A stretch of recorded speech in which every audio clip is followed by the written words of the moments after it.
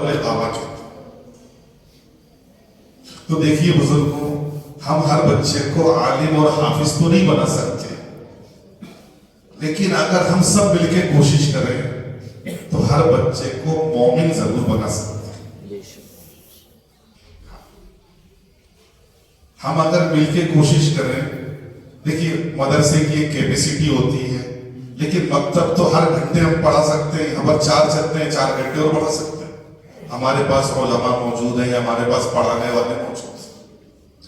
اب میں یہ جو بتانا چاہ رہا ہوں، اصل مقصد یہ ہے کہ اس کی اہمیت ہمارے دل کے اندر پیدا ہو. ہم کوئی بہت بڑا مدرسہ ہوتا ہے تو کہتے ہیں ہمارے صاحب ہم نے وہاں دیکھا بہت بڑا مدرسہ ہے، جو بہت بڑے حضرت آئے تھے بیان کرنے اور وہ بہت بڑی کتابیں پڑھاتے ہیں، تو ہم سوچتے ہیں کہ ان کا ادب ذرا زیادہ کرا جائے. میں ان کے ادب کے خلاف نہیں ہوں، لیکن جو مکتب میں پڑھاتے ہیں میں ان کی اہمیت آپ کو بتانا چاہ رہا ہوں. آپ نے دیکھا ہوگا ڈاکٹر کئی طرح کے ہوتے ہیں، الگ الگ مرض کے الگ الگ ڈاکٹر ہوتے ہیں. ایک وہ ڈاکٹر ہوتا ہے، اس کو ہم شیشو روگ وشیشک کہتے ہیں، چائلڈ اسپیشلسٹ. اس شیشو روگ وشیشک کے پاس ہم چھوٹے سے بچے کو لے جاتے ہیں جو بول بھی نہیں پاتا، جو اپنی تکلیف بتا بھی نہیں پاتا، اور ہم اس سے ہی کہتے ہیں کہ یہ بچہ رو رہا ہے یا یہ بچہ دودھ نہیں پی رہا، تو وہ خود اس کے رونے سے اس کی بیماری کا پتہ لگا لیتا ہے کہ اس کے پیٹ میں تکلیف ہے یا اس کے کان میں تکلیف ہے یا اس کے دانت نکل رہے ہیں وغیرہ وغیرہ. اور ایک آدمی ہے، وہ ایک ڈاکٹر کے پاس گیا، اس نے یوں کہا کہ میرے سر میں درد ہے، تو اس نے لے کے ایک ٹیبلٹ لکھ دی. اب آپ کی نظر میں کون سا ڈاکٹر بڑا ہے؟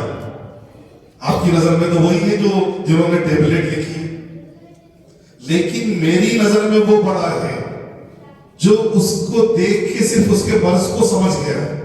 تو یہ مکاتب جو پڑھاتے ہیں نا، یہ شیشو روگ وشیشک ہیں. ہاں، یہ بچے کے مرض کو سمجھتے ہیں. اب بڑے بچے سے تو آپ نے کہہ دیا ادھر آ کے بیٹھ جاؤ، وہ بیٹھ جاتا ہے. یہی ہوتا ہے نا، جو سمجھدار بچہ ہوتا ہے اسے کہا ادھر بیٹھ جاؤ، وہ بیٹھ جاتا ہے. اب جو ناسمجھ بچہ ہوتا ہے، جو چھوٹا بچہ ہوتا ہے، اب وہ استاد کہہ رہا ہے یہاں بیٹھو، وہ وہاں جا کے بیٹھے گا.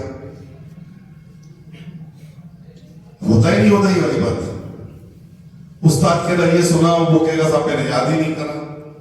اب اس بچے سے کیا کہے گا استاد؟ تو جو ناسمجھ ہے اس بچے کی وہ تربیت کر رہا ہے اور ابتدائی اور شروعات کر رہا ہے وہ، تو میری نظر میں اس ڈاکٹر کی بڑی اہمیت ہے، اس پڑھانے والے کی بہت زیادہ اہمیت ہے. تو یہ جو مکاتب میں پڑھانے والے ہیں ہمارے، یہ بہت زیادہ قابل احترام ہے میری نظر میں بھی اور آپ کی نظر میں بھی. چونکہ جتنے بھی یہاں بیٹھے ہوئے ہیں سب نے الف با تا سے شروعات کری تھی. کوئی یوں کہتے کہ نہیں صاحب میں نے تو الف با تا سے، میں تو سیدھے مدرسے پہنچ گیا تھا اور وہاں میں نے بڑی بڑی کتابیں پڑھی اور میں پڑھ کے آ گیا. تو شروعات کہاں سے ہوتی ہے؟ شروعات تو الف با تا سے ہوتی ہے نا. تو یہ جو مکتب میں پڑھانے والے ہیں یا جو مکتب میں پڑھنے والے جو بچے ہیں، یہ ہمارے لیے بہت ہی زیادہ قابل احترام ہیں. یہی کل کے عالم بنیں گے، یہی بچے پڑھ کے کل کو امت کو صحیح راستہ دکھائیں گے. اور اگر ان بچوں کی صحیح رہنمائی ہم نے نہیں کری، ہم نے کہا وہ اس کا تو دماغ ہی نہیں چلتا، وہ تو یہ نہیں پڑھ پائے گا. جب ڈاکٹر کسی بچے کے والد سے یا پیرنٹس سے ہی کہہ دیتا ہے کہ اس کی بیماری لا علاج، تو وہ کتنا پریشان ہو جاتا ہے. آپ اس کی پریشانی کو محسوس نہیں کر سکتے. اور اگر کوئی استاد یوں کہتے کہ یہ پڑھنے کا نہیں ہے، اس کی نسبت میں پڑھنا ہے ہی نہیں ہے، تو ایسا تو نہیں ہو سکتا. زیادہ نہیں ہوا تو کم پڑھ لے گا، پڑھ تو سکتا ہے. اب اس میں استاد کا اور گھر والوں کا، پیرنٹس کا ایک بڑا رول ہوتا ہے. ہم دراصل تھوڑی سی دیر میں بہت بڑا فائدہ ڈھونڈنا چاہتے ہیں مکتب میں، اور ہم مکتبوں کے ساتھ انصاف بالکل بھی نہیں کر رہے. کہ صاحب وہ بچہ کی نہیں آیا پڑھنے کہ صاحب ان کا ٹیسٹ چل رہا ہے. ٹھیک ہے بھائی. اب کیا ہوا کہ تھا وہ کوارٹرلی کیا کیا ہوتا ہے انگلش میں بولتے ہیں کہ وہ امتحان چل رہا ہے, ایگزام چل رہا ہے, کہ کیا ہوا کہ بچہ نانی کے گیا ہے, کہ کیا ہوا کہ بچہ دادی کے گیا ہے, کہاں گیا کہ نہیں کہ سب شادی میں گیا ہے. تو ہم آپ بتائیے 1 گھنٹے کے لیے بچہ جو مکتب میں آ رہا ہے اس کے ساتھ ہم انصاف کر رہے ہیں, اور پھر آگے کہتے ہیں ارے مولوی صاحب تم نے کیا سکھایا ہے اس کو, یہ سلام تک تو صحیح کرتا نہیں ہے. ارے کبھی اس نے ابا کو سلام کرتے ہوئے دیکھا ہوگا جبھی تو بچہ سلام کرے گا. یاد رکھنا بزرگوں, ہماری نسلیں وہ نہیں کرتی جو ہم کہتے ہیں, ہماری نسلیں وہ کرتی ہیں جو ہمیں کرتا ہوا دیکھتی ہے. اگر ہم اپنے بڑوں کی عزت کر رہے ہیں تو ہمارے بچے خود بخود ہماری عزت کریں گے. اب آپ یوں کہو کہ بچے میرا تو کہنا مانتے نہیں, تو کبھی آپ نے ان کے سامنے اپنے ابا کا کہنا مانا کہ نہیں مانا؟ آپ شکایت کر رہے ہیں کہ بچہ تیز آواز میں بات کرتا ہے, تو وہ تو آپ ہی سے تو سیکھ رہا ہے. جب آپ کے والد صاحب نے کہا تھا کہ دوا لے کے آؤ تو کہ بس یہی کام بچ جائے گا, تمہاری دوا لاتے رہے, تو یہ تو آپ سے سیکھ رہے ہیں. یہ بچے آپ سے سیکھ رہے ہیں. مکتب میں تو 1 گھنٹے آئیں گے, 23 گھنٹے کہاں رہتے ہیں؟ وہ آپ کے پاس رہتے ہیں, وہ آپ کے گھر میں رہتے ہیں, وہ بازار میں رہتے ہیں, وہ اسکول میں رہتے ہیں. تو ان کا معاشرہ ان کو کیا سکھا رہا ہے؟ اب لوگ شکایت کرتے ہیں کہ ارے صاحب اب ایسے ایسے بیان کرا کرو کہ یہ بچے ہیں نا ہمارا کہنا ماننے لگے, ہمیں اپنا وقت دے دیا کرے. لیکن کیا کریں, ہم نے ان بچوں کو جو ڈوز ملنا چاہیے تھا, جو تعلیم ملنا چاہیے تھی, اس تعلیم سے تو ہم نے صاحب ٹیسٹ چل رہا ہے ابھی, تو اس لیے ہم بچے کو نہیں پہنچ سکتے. آپ سوچئے تو صحیح, جو بچہ 23 گھنٹے میں اگر کامیاب نہیں ہو سکتا تو وہ جو 1 گھنٹہ جو مکتب کے لیے ہے اس میں آپ کیا کامیابی کی توقع سے رکھ رہے ہیں؟ اور یہ ہوتا ہی نہیں ہوتا, ایسا انصاف ہوتا ہے کہ صاحب آج ٹیسٹ چل رہا ہے اس لیے مکتب میں آ کے دیکھو گا اتنے سے بچے, ارے صاحب آج امتحان تھا بچوں کا, آج ٹیسٹ تھا اس لیے بچے چلے گئے. تو یہ ٹیسٹ تو ہوتے رہیں گے, لیکن یہ بچے رزلٹ جب دیں گے آپ کو, جب آپ ان کا ساتھ دیں گے, پڑھانے والوں کا ساتھ دیں گے. آپ ان کو یہ مت سمجھنا کہ 1 دن کی تو چھٹی ہے, وہ 1 دن کی چھٹی کئی دنوں کی برکت لے جاتی ہے. میں نے اپنے علماء سے سنا ہے 1 دن کی مرضی سے چھٹی کرنا بچے کی کئی دنوں کی پڑھائی کی برکت ختم کر دیتی ہے. اور ہم کہتے ہیں صاحب 1 ہی تو چھٹی بنائیے. تو اس کا ہمارے بڑوں کو بھی خیال رکھنا پڑے گا. اگر ہم بچوں سے کچھ رزلٹ چاہتے ہیں تو ان کے ساتھ انصاف کرنا پڑے گا, ان کو بتانا پڑے گا کہ جس طریقے سے اسکول جانا ضروری ہے اس سے 1000 گنا زیادہ ضروری مکتب میں جا کے دین کو سیکھنا. لیکن کیا کریں, اس طرف سے ہم سب بے فکر ہیں کہ صاحب کہاں پڑھتا ہے, ہاں صاحب جاتا ہے پڑھتے ہیں, ہاں صاحب وہ مولوی صاحب آ جاتے ہیں پڑھاتے ہیں. اوہ اللہ کے بندو, آپ اسکول میں تو پیرنٹس میٹنگ میں بھی جاتے ہیں, ان کا رزلٹ بھی چیک کرتے ہیں. اور جب میں اس پڑھائی کا مخالف نہیں ہوں, اس پڑھائی کی ہمیں ضرورت ہے, لیکن یہ پڑھائی اگر ساتھ ہوگی تو آپ کی نسلیں اگر ڈاکٹر بنیں گی تو وہ ایماندار ڈاکٹر بنیں گی, وہ کسی کی کڈنی نہیں چرائیں گے. وہ اگر انجینئر بنیں گے تو ایماندار انجینئر بنیں گے, جتنی ضرورت ہوگی اتنا ہی سیمنٹ لگائیں گے, اتنا ہی کنکریٹ ڈالیں گے. تو ان کی ابتدا کہاں سے ہوئی تھی؟ ان کو یہ سب چیزیں کس نے سکھائی تھی کہ آپ کو بالکل حق بولنا ہے, سچ بولنا ہے, ایمانداری سے رہنا ہے. یہ سب چیزیں مکتب میں سکھائی جاتی ہیں. ہم خود اپنے بچپن میں پڑھتے تھے, آپ نے بھی سنا ہوگا کہ پیرانے پیر دستگیر مولانا عبد القادر جیلانی کا واقعہ آپ نے بھی سن رکھا ہے. تو کیا ان کی ماں نے کیا نصیحت کی تھی کہ بیٹا کبھی جھوٹ مت بولنا. اب یہاں تو ماں ہی جھوٹ بول رہی ہو, ابا ہی سب کے سامنے جھوٹ بول رہے ہو, تو وہ بچہ کیا کرے گا؟ وہ ابا ہی بڑے اس سے کہتے ہیں کہ اچھا کون آیا ہے, ان سے کہہ دو کہ ابا گھر میں نہیں ہے. اب ابا ہی کہلوا رہے ہیں کہ ابا گھر میں نہیں ہے, تو بیچارے بچے سیدھے ہوتے ہیں, انہیں کہا صاحب ابا کہہ رہے ہیں ابا گھر میں نہیں ہے. تو یہ جھوٹ بولنے کی ٹریننگ کہاں سے دی جا رہی ہے؟ یہ جھوٹ بولنے کی فیکٹری کہاں لگی ہوئی ہے؟ اپنے گھر میں لگی ہوئی ہے. تو اگر ان چیزوں سے ہم پرہیز نہیں کریں گے تو آپ سمجھ لو کہ پھر ہماری نسلوں کو ہم کیا دے رہے ہیں.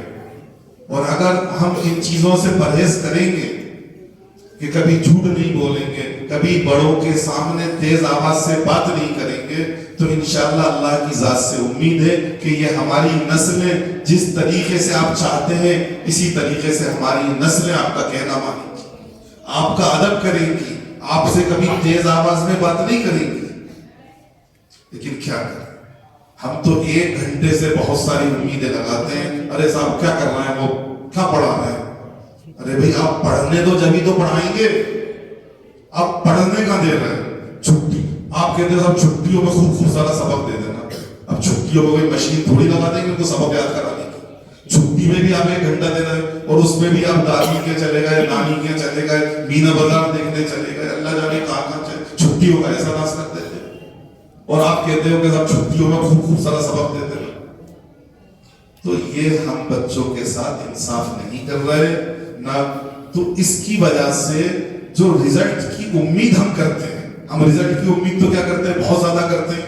ارے بچہ ہمارا جاتا ہے اور اللہ کا شکر ہے کہ رزلٹ ملتا ہے, ایسا نہیں ہے. لیکن اگر آپ پورے طریقے سے, آپ کبھی ہماری علماء بیٹھے ہیں گجرات کے مکتب جا کے دیکھیے, وہاں بچوں کو مدرسے میں پہنچانے کی ضرورت نہیں پڑی, وہیں سے حافظ بن رہے ہیں, وہیں سے عالم بن رہے ہیں. ایسے مکتب چلتے ہیں نا, ایسے مضبوط مکتب چلتے ہیں.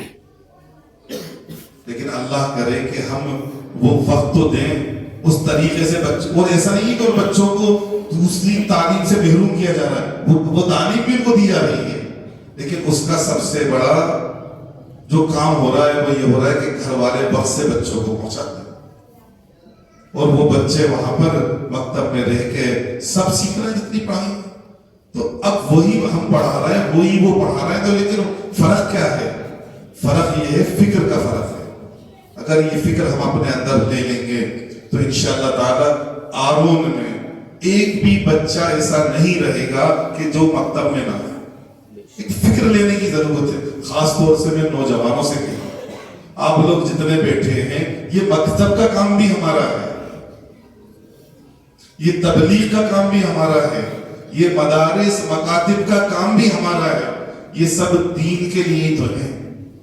اب ہم کیا ہوتا ہے, کئی بار ہمارے پاس الگ الگ طرح کا غلبہ چھا جاتا ہے. مدرسے والے ان کو اپنا غلبہ چاہتا ہے, مکتب والے ان کو اپنا, تبلیغ والے اپنا. نہیں, یہ سب مل کے ہی تو دین کا کام کریں گے نا. یہ سب مل کے اگر کوشش کریں کہ مکتب میں بچے آ جائیں. دلی مرکز سے کیا کہا جا رہا ہے, ہر بار پوچھا جا رہا ہے کہ بتاؤ کتنے مکتب کھولے اس بار آپ نے. یہ سوال کیا جا رہا ہے وہاں پر کہ آپ نے اپنے علاقے میں کتنے مکتب شروع کیے. ان مکتبوں کو ہم ان کی اہمیت کو نہیں سمجھ رہے. کبھی آپ دلی جانا, دلی میں وہاں پر محلہ کلینک کھلی ہوئی ہے, کہ کوئی بیمار ہوتا ہے فوراً اس کو وہیں لے جاؤ, وہی ٹریٹمنٹ مل جاتا ہے. تو وہ جسمانی بیماری کا ٹریٹمنٹ ملتا ہے اور یہاں مکتب میں آ کے روحانی بیماری کا ٹریٹمنٹ ملتا ہے. اگر یہاں نہیں آئیں گے تو وہ سلام کرنا نہیں سیکھیں گے, وہ ہاتھ جوڑنا سیکھیں گے, وہ نمسکار کرنا سیکھیں گے. اور یہاں جب آئیں گے وہ اس چیز کو سمجھیں گے کہ بڑوں کو بھی سلام کرنا ہے اور ہمیں چھوٹوں کو بھی سلام کرنا ہے. ہمیں ان کو بھی سلام کرنا ہے جن کو ہم نہیں پہچانتے, اور جن کو پہچانتے ہیں ان کو بھی سلام کرنا ہے. یہ روحانی محلہ کلینک ہیں. وہ جسمانی ہوتے ہیں, جب بیماری ہوتی ہے تو علاج کرانے آدمی چلے جاتا ہے. لیکن بڑی بدقسمتی یہ ہماری کہ ہم ان سے بہت زیادہ محروم ہو گئے, ہم ان کی طرف توجہ ہی نہیں دیتے. دیکھیے جس طریقے سے ہمارا بچہ بیمار ہوتا ہے, اللہ نہ کرے کسی کا بچہ بیمار ہو, لیکن بیماری آزاری لگی رہتی ہے, تو ہم کتنے بے چین ہو جاتے ہیں, پریشان ہو جاتے ہیں, دعائیں کرتے ہیں اور دوائیں کرتے ہیں اور صدقہ کرتے ہیں. میں یہ کہہ رہا ہوں آپ سے کہ اگر بچہ روحانی بیمار ہے, وہ مسجد سے دور ہے, وہ قرآن سے دور ہے, وہ مکتب سے دور ہے, وہ نمازوں سے دور ہے, وہ روزے سے دور ہے, تو اس سے 1000 گنا زیادہ فکر کرنے کی ہمیں ضرورت ہے. ہمیں تہجد پڑھنے کی ضرورت ہے اس بچے کے لیے, ہمیں صدقہ کرنے کی ضرورت ہے اس بچے کے لیے کہ اللہ یہ کیا ہو گیا, ہمارا بچہ کیوں قرآن سے محروم ہو گیا, ہمارا بچہ کیوں مسجد سے محروم ہو گیا, ہمارا بچہ کیوں اساتذہ کی پڑھائی سے محروم ہو گیا. کیونکہ یہی آگے چل کے یہ چھوٹے چھوٹے بچے اس امت کے محافظ بنیں گے. یہ بڑے ہوں گے, ان کے اندر دینداری ہوگی تو یہ دین سے محبت کریں گے, اور اگر دینداری نہیں ہوگی تو بس ٹھیک ہے, جو حالات آپ دیکھ رہے ہیں وہی ان کے ساتھ. اگر آپ مکتبوں میں نہیں پہنچاؤ گے, اللہ جانے, ہمیں معلوم نہیں ہے کب یہ بد دین بن جائیں, کب یہ دین چھوڑنے والے بن جائیں. تو اس مکتبوں میں آپ نے دیکھا ہے نا, جو چھوٹے بچے ہوتے ہیں ان کو کچھ بوسٹر ڈوز دیے جاتے ہیں بچپن میں, کبھی پولیو کی دوا پلائی جاتی ہے, کبھی کچھ دوسری پلائی جاتی ہے. تو یہ مکتب وہی کام کرتے ہیں کہ ان کو ان بیماریوں سے بچایا جائے. یہ سب باتیں میں اس لیے کہہ رہا ہوں, نہیں تو آپ بعد میں کہو پتہ نہیں ڈاکٹر کی ڈگری کر لی, کیا کر لی, ہر بات میں یہ ڈاکٹر ہی گھسڑ رہے تھے. یہ تو میں سمجھانے کے لیے آپ کو ایک بات کہہ رہا ہوں, نہیں تو کوئی کہے کہ وہ ڈاکٹر صاحب سے مسافہ کر رہا تھا تو انہوں نے بھی ڈاکٹری شروع کر دی. میں یہ باتیں اس لیے کہہ رہا ہوں کہ آسانی سے سمجھ میں آ جائے, ہمارے دماغ شریف میں یہ باتیں فٹ ہو جائیں. میں اس لیے یہ باتیں اتنی آسانی سے آپ سے کہہ رہا ہوں. دیکھیے, بیٹا اللہ کی رحمت ہوتا ہے, بیٹا اللہ کی نعمت ہوتا ہے, اور بیٹی اللہ کی رحمت ہوتی ہے. ہمیں نعمت کی بھی ضرورت ہے اور ہمیں رحمت کی بھی ضرورت ہے. جب اللہ نے ہمیں نعمت اور رحمت دے دی تو اگر ہم ان کی صحیح تعلیم اور تربیت نہیں کریں گے, پھر میں کہہ رہا ہوں, پھر بات دہرا رہا ہوں, اگر اس نعمت اور رحمت کی صحیح تعلیم اور تربیت نہیں کریں گے تو زحمت بننے میں ٹائم نہیں لگے گا. معاف کرنا, اگر ہم ہماری بچیوں کو اور ہمارے بچوں کو یہ نہیں بتائیں گے کہ محمد رسول اللہ صلی اللہ علیہ وسلم کون ہیں, انہوں نے اس امت کے لیے کیا کیا, اس سے پہلے یہ امت کہاں جا رہی تھی, ان کو یہ بتانا پڑے گا, سکھانا پڑے گا, سمجھانا پڑے گا. نہیں تو یہ نعمتیں زحمت بننے میں دیر نہیں لگتی. اس لیے جتنے بھی لوگ یہاں بیٹھے ان سے بہت ادب کے ساتھ گزارش کرا کہ جس کے بچے بھی مکتب میں نہیں جاتے, بالکل آج ہی تہیہ کر لیں, آج ہی ارادہ کر لیں کہ انشاءاللہ ہم اپنے بچوں کو مکتب میں پہنچائیں گے. اور کس طریقے سے پہنچائیں گے, جس طریقے سے مکتب میں پہنچانے کا حق ہے. ابھی جیسے پہنچانا ہے ایسے نہیں, تب ارے صاحب تیز چل رہے تھے تو چھٹی ہو گئی, اب وہ نانی کیا گئے تھے تو چھٹی ہو گئی. اسکول کی چھٹی نہیں کری کبھی آپ نے, وہاں تو ارے صاحب اب ابھی تو نہیں تھی مائیں کے, ارے کیا بتائیں وہ بچے کا پیپر تھا اس لیے آنا پڑا ہمیں, نہیں تو وہ بٹو کے ابا ناراض ہو جاتے. وہ بٹو کے ابا کو مکتب نہیں دکھ رہا.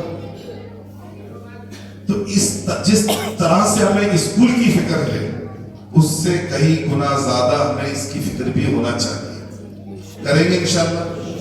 جتنے نوجوان ہیں میں ان سے خاص طور سے کہہ رہا ہوں, اب ہم تو کہہ کے بڈھے ہو گئے, 2-3 طرح کے لال کالے سفید بال بھی ہوئے داڑھی میں, لیکن آپ تو جوان ہو, آپ تو عزم کر سکتے ہو کہ سب سے پہلے تو آپ یہ دیکھو کہ میرے گھر میں سے کون نہیں آ رہا. ہم تو یہ سوچتے اتنے سارے بچے تو آ رہے ہیں. لوگ جب جمعے کے دن ہوتا ہے نا تو لوگ یہ سوچتے اتنے نمازی تو یہ امام صاحب فاتحوں میں چلایا کرتے ہیں کہ مسجد خالی پڑی, اب جمعے کو جگہ ہی نہیں. خدا کی قسم کھا کے یہاں بیٹھ کے کہہ رہا ہوں, آپ کے ادھر دیکھنا, آپ کے ادھر دیکھنا, کئی ایسے لوگ ہوں گے جن کو جمعے کے دن بھی مسجد میں آنے کی توفیق نہیں ہوئی ہوگی اور آپ نے بھی فکر نہیں لی ہوگی. تو ایسے ہی جب ہم اپنے دائیں دیکھیں گے, اپنے بائیں دیکھیں گے, تو ہمیں یہ پتا چلے گا کہ بہت سارے بچے مکتب میں نہیں آ رہے, چونکہ ہم نے ابھی اس نظر سے دیکھا ہی نہیں ہے, وہ فکر ہم نے اپنے دماغوں میں لائی نہیں ہے. اگر ہم وہ فکر لائیں گے تو انشاءاللہ تعالی ہمارے مکتبوں میں 100% بچے آئیں گے. آپ چاہتے ہیں کہ نہیں چاہتے کہ آپ کے بچے آئیں؟ ارے بتاؤ تو صحیح. بچوں کو نہیں پڑھانا چاہتے, بچوں کو سب چاہتے ہیں. ارے پڑھانا چاہتے نہیں چاہتے. تو ان کے سامنے تھوڑا سا ہمیں بھی پڑھنا پڑے گا, ہمیں وقت کی پابندی کروانا پڑے گی, اور ہمیں بھی ان بچوں کے سامنے 1 گھنٹے کا سبق تو یہاں استاد پڑھا دیتے ہیں, 2 گھنٹے کا, لیکن اس کے بعد میں جب ہم گھر پہ رہتے ہیں تو ہمارا جھوٹ اور ہمارا سچ اور ہمارا بولنا اور ہمارا اٹھنا اور ہمارا بیٹھنا اور ہمارا بات چیت کرنا, سب چیزیں ہمارے بچے اپنے کیمرے میں فٹ کر لیتے ہیں. انسان کے دماغ میں میموری ہوتی ہے نا, تو وہ ان آنکھوں سے دیکھ رہے ہیں کہ ابا تو ہم سے کہہ رہے ہیں نماز پڑھنے جاؤ, ابا کو تو کبھی ہم نے نماز پڑھتے ہوئے دیکھا ہی نہیں. ابا تو کہہ رہے ہیں کہ روزے رکھو، اب ابا بھی تو روزے رکھیں. ابا تو ڈبہ لے آنا ہے ساتھ میں کہیں جا رہے ہیں تو کھانے کا، اور ہم سے کہہ رہے ہیں روزہ رکھو. اب بچی یہ بھی تو دیکھ رہے ہیں نا کہ نہیں دیکھ رہے. تو پہلے قربانی ہمیں دینا پڑتا ہے. ہم روزے رکھیں گے، ہم نمازیں پڑھیں گے، ہم مسجدوں کی طرف آئیں گے، ہم دوسروں کی مدد کریں گے، تو بچے خود بخود دیکھتے ہیں کہ نہیں ہمارے والد صاحب ایسا کیا. آج بھی ہم ان لوگوں کو جانتے ہیں جو یہ کہتے ہیں کہ نہیں ہمارے والد صاحب اس زمانے سے اس مسجد میں رمضان میں خدمت انجام دیتے تھے، یا فلانے وقت میں اجتماع ہوتا تھا تو یہ خدمت انجام دیتے. چونکہ انہوں نے وراثت میں والد صاحب سے یہ سیکھا ہے تو وہ اس کو آج تک کرتے آ رہے ہیں. لیکن کیا کریں، ہمارا معاشرہ ایسا ہے، غلطی ہماری ہے. ہم تو بچوں سے یوں کہتے ہیں کہ بیٹا کل تو آرام سے اٹھیں گے چونکہ سنڈے ہے، آپ کو بھی اسکول نہیں جانا اور ہمیں بھی آفس نہیں جانا. کیا کہتے ہیں ہم؟ اب اس بیچارے بچے نے کبھی والد محترم کی زبان سے یہ سنا ہو یا والدہ محترمہ کی زبان سے یہ سنا ہو کہ بیٹا جلدی سو جاؤ، صبح فجر بھی پڑھنا ہے. ارے ایک آدھ بار ہی سن لیتا تو اس پہ عمل تو کر لیتا، نہیں کر لیتا. وہ ایک مولوی صاحب تھے، ایک مکتب میں پڑھاتے تھے، ان سے تا نہیں نکلتا تھا، وہ ٹا کہتے تھے. اب وہ بیچارے اس چیز کو تو سمجھتے تھے کہ مجھ سے ٹا نہیں نکل رہا، تو وہ بچوں سے کہتے تھے میں پڑھاتا ہوں ٹا، لیکن تم مت پڑھو، تم مت پڑھنا، بیٹا پڑھو ٹا. اب وہ بیچاروں سے تا نکل ہی نہیں رہا. وہ اس کو سمجھتے تھے کہ مجھ سے تا نہیں نکل رہا، لیکن بہت کوشش کرتے تھے. کیا کہتے تھے وہ؟ تم مت کہنا ٹا، میں کہہ رہا ہوں ٹا، پڑھو ٹا. اب وہ بچوں نے کبھی ایک آدھ بار تا سنا ہو تو تا نکالے، وہ بھی ٹا ہی پڑھتے تھے. ایسے ہی ہمارے بچوں نے کبھی یہ سنا ہو کہ نہیں بیٹا جلدی سو جاؤ، صبح فجر میں اٹھنا ہے،